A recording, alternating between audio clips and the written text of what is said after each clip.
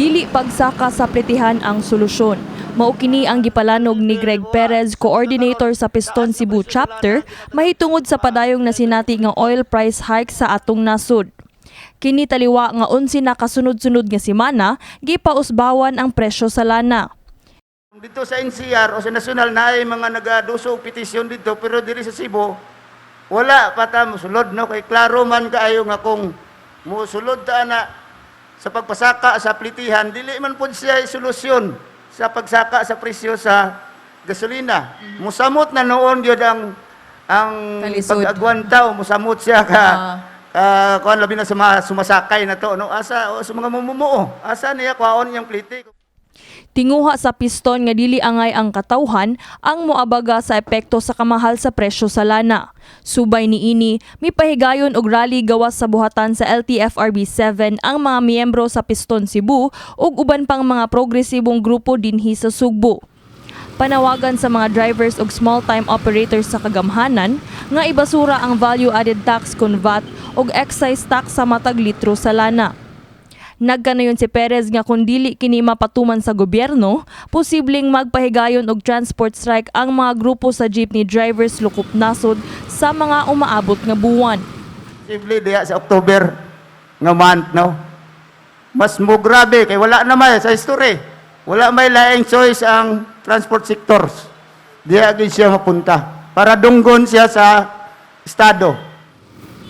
Atong sutaon sab ang sitwasyon sa mga jeepney drivers nga nagbiyahe sa kadalanan sa Sugbo ulan man o init nga maoy labing direkta nga maapektuhan sa pagsaka sa presyo sa lana.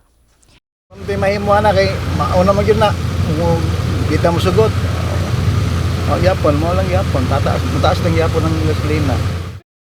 Alisod yung kaya ma'am kay sa pagkakaroon minus sa kaya may pasahero, traffic pa kayo.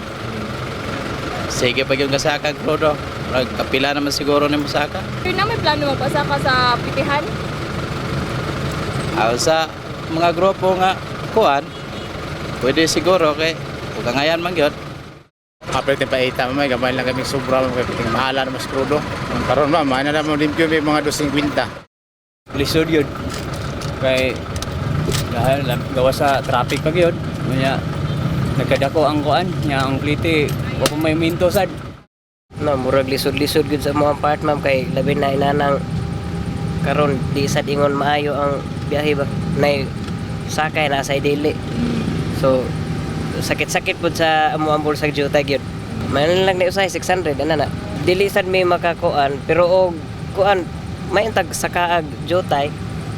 Pero mara sad gyapon kay masakaan lang gyapon abang sa jeep. Sa laing bahin, nasagmuyo ang Bayan Central Visayas Chairperson nga si Jaime Paglinawan human sa giaprubahan sa Regional Tripartite Wages and Productivity Board kun RTWPB sa Dole 7 nga 33 pesos nga dugang sa minimum nga suhulan dinhi sa Central Visayas. Ang minimum wage nga 435 pesos mahimo ng 468 pesos matag adlaw. Matud pa ni Paglinawan nga wala paminawa sa RTWPB ang posisyon sa mga mamumuo ug mas gipaboran ang mga employer.